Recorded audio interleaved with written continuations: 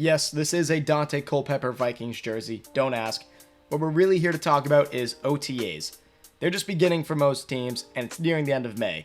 What does that mean? We have nothing to talk about in the world of football except for this stuff.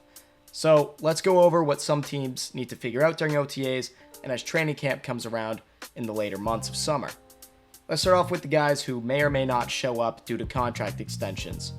First, there's Justin Jefferson, who is confirmed not going, as he's making no progress on a contract extension with the Vikings. Now, they will figure it out. He will get extended. He is not going to leave Minnesota, but it's still something to keep looking at. Tua and Trevor Lawrence are there, even though they both want contract extensions. They have to be the leader for their teams as the quarterback. So if they don't show up, it's kind of a bad reputation thing on them.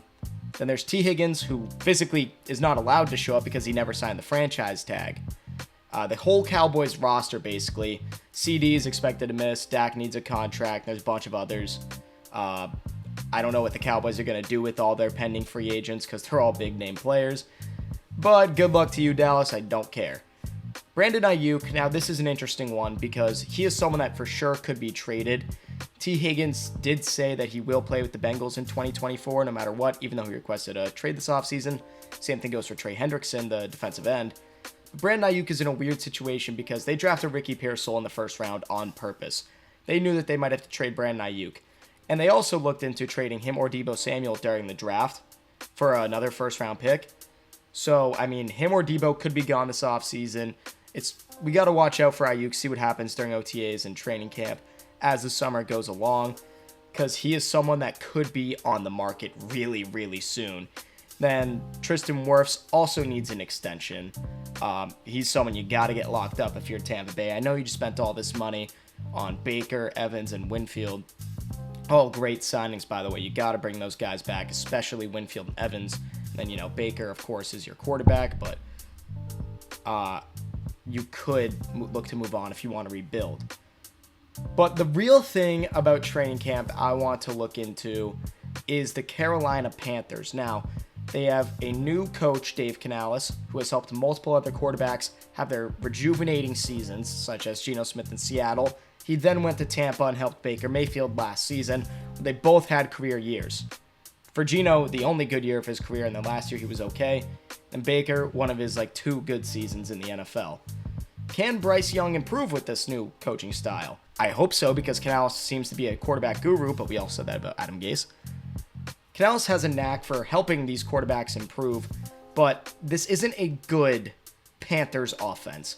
Sure, they drafted Xavier Legette, brought in Deontay Johnson, but none of those guys are really receivers that that you can rely on, because Deontay has been injured a little bit the past few years. When healthy, he's good. He used to have drop issues, but now he's fine.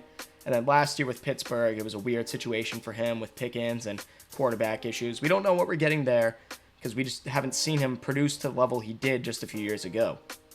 And then Xavier Legette, I don't know how to feel about Legette. I will hold off on saying anything about him. I just don't know really my opinion on him because he was a little bit of a weird player in college. But I do like tight end Jatavion Sanders, who they got, I think, at pick 100.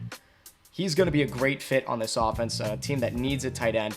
He'll be one of Bryce Young's very talented security blankets, him and Adam Thielen. They also brought in guards Robert Hunt and Damian Lewis, both good guards. I think it was about $150 million total for both of those guards. So honestly, great signings there. Help protect Bryce Young, as he was the quarterback who threw away the most passes. I'm pretty sure he was one of the most pressured. I mean, dude, at 5'9", 5'10", he cannot be the one that has to run for his life, because if he gets hit, it's done for. And after the first full day, which was yesterday, Canales said, so for us, the formations are pretty vanilla, so we can just teach the concept we want out of each route. The depth, the footwork. One of those things I really love is I can really focus on the footwork. His base and the mechanics of where Bryce's eyes are when I know the ball is hitting the receivers. Because he wants Bryce Young to just get more fundamentally sound because of what happened last season and just overall development for a second-year quarterback. He knows he won't be under as much pressure this season as he was last year, so he really wants him to focus on his, when the pocket is clean, that type of footwork, so that way he can deliver throws no matter what. Bryce is a very accurate quarterback, and he will be good. He will be good. That is not a debate, in my opinion. People are too quick to write him off. But Canales really wants to hone in on those mechanics to make sure that there are no issues there. And speaking of quarterbacks, we have a bunch of quarterback battles that some are already decided, but others are going to be a little confusing. So we start off with Denver. I don't know what's going to happen here because it's Bo Nix, Zach Wilson, and Jarrett Stidham. It's like the battle of mid. I know that's a real battle, by the way. That's kind of awesome. Bo Nix was overdrafted, but they had to, I guess. Zach Wilson, and then Jarrett Stidham, the Patriots' old Lord and Savior. This is not going to be a fun Denver team. Whoever wins it, if it's not Bo Nix, he'll take over by like week 10, by maybe the bye week. I don't know when their bye week is, but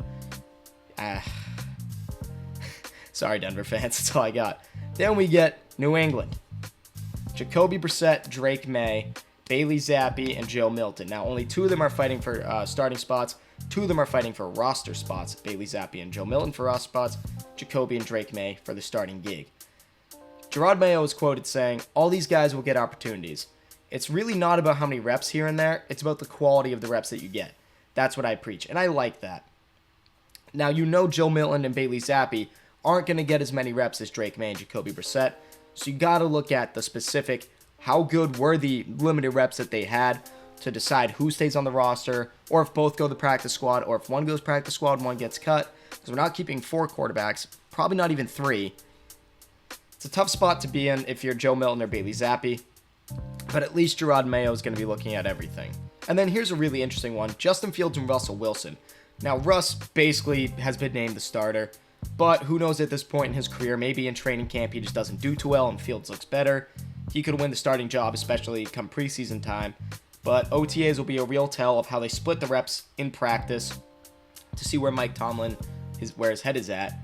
And then there's AOC, Aiden O'Connell, not the politician, and Gardner Minshew. O'Connell apparently has basically won the job, but I don't know how I feel about that. I just think Gardner would be a better fit for this Raiders team. I don't know. Sure. Either one, they won't be good this year. So maybe just put out the young guys, see if he can develop and honestly be a good quarterback in the NFL. And then Atlanta, there's no competition. Just watch the rep count of Kirk and Michael Penix. Just really want to see what's going on there. See how Penix looks. See if they, think they made the right choice. They didn't. I don't know. Just still baffling to me. I'm not going to get into it. Lastly, J.J. McCarthy and Sam Darnold. Now, this is the real quarterback competition. Because Denver, who cares? Patriots, it's got to be Jacoby. They want to sit Drake May. They should sit Drake May. Steelers, Russ. But this one is weird because we don't know how Sam Darnold really is as a quarterback. Because his days in New York and Carolina, he was not with a good team. We all know that.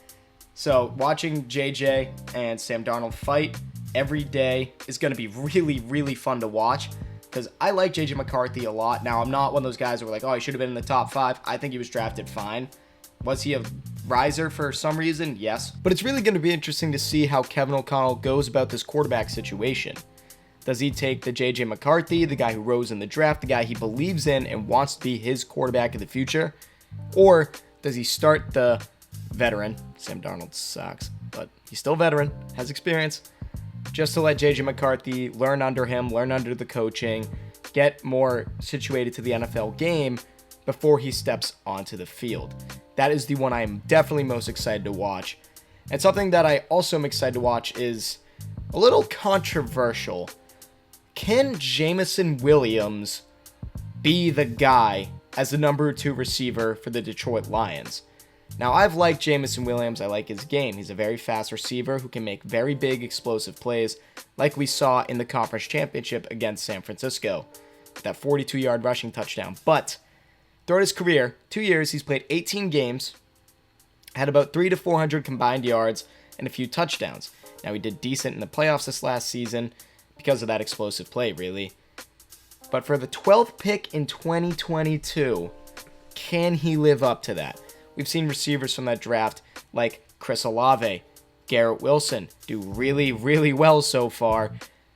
But what can we expect from Jameson Williams heading into this next year?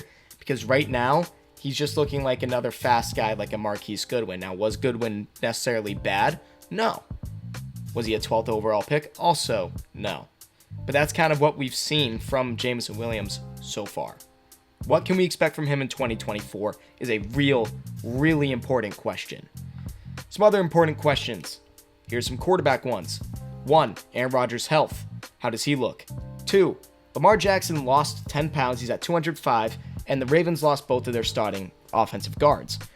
How does he look with this new speed that he will have after the weight loss?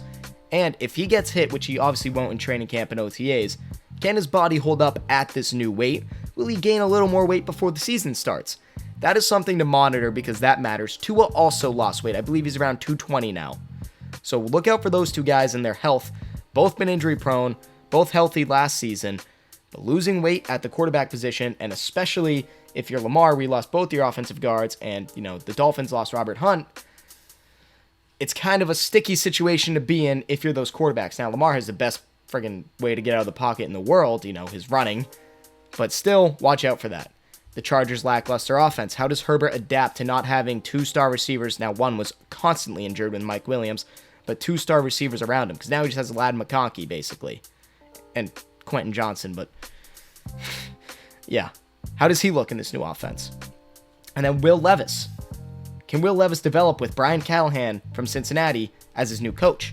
Callahan is known for getting the ball out quick, shorter passes, RPO, stuff like that. Stuff to get the ball out quick unless it's a design play for Chase or Higgins down the field. Can Levis adapt to that? Because he's a deep ball quarterback, had the highest average depth of target, took the longest to throw the ball, threw his body into harm's way, which is something that Callahan preaches not to do. Can Levis develop in the system? Can he fit in the scheme? He's got good receivers, Hopkins, Ridley, and Boyd. But can the scheme and Callahan work for Levis? It should, because Callahan was great with Jake Browning and Joe Burrow, who both were top of the league in completion percentage when they played, and Levis was legitimately the last at 58.4%. So that's a development from Will Levis that we have to watch. Can his NFL reads get better as well in this new system? One other thing, the last thing I want to look out for, is Seattle's defense. So Seattle's had a horrible run defense the past couple years, but they brought in Byron Murphy in the draft, defensive end, Jerome Baker at linebacker, and this is their first full season of having Leonard Williams in the middle. Can those three guys help improve this horrible run defense? Because they need it. They're a decent team. They are building a pretty good football team. But can those three defensive additions, now one's already been there for half a year, help this team improve their run defense that basically held them back the past 2 years from being more successful? Now guys, summer is boring for football. That's why throughout the summer, I'll be having story videos coming out, looking at old players, and end of this week, we will have a Jarvis Landry video coming out, my favorite player. I hope you guys want to check that one out. But with all that being said, that is it for me, guys. Thank you for tuning into Fanatic Sports. If you made it this far in the video, come on, just give it a like, subscribe to the channel. It's all sports, very much appreciated, helps me out more than you know. Also follow me on Instagram at FanaticSports25, Twitter and TikTok at Fanatic Sports. This is Joe of Fanatic Sports, signing off.